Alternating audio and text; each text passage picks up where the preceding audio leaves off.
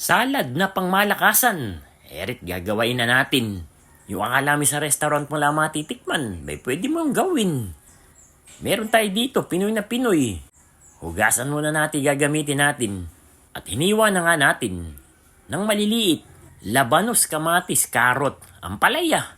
Nagulat ka ba sa ampalaya? At teka muna, at tayo magpipirito muna ng dilis. Ere nga yung ilalagay natin doon sa ating salad. Kung sa mayayaman nilalagay nila yung mga mamahaling isda, bay sa ating dilis lay sapat na. Para sa ating salad dressing, kalamansi, paminta, garlic powder. Tapos gagamit tayo ng patis labo. Kung wala kayong patis labo sa lugar ninyo, pwede naman yung patis linaw.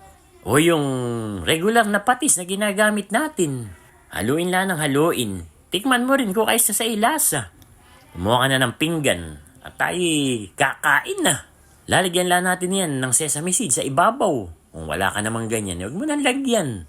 Iri na may hindi pilitan. Dahil pag kinain mo rin, hindi ka mapapaitan doon sa ampalaya. Lasa.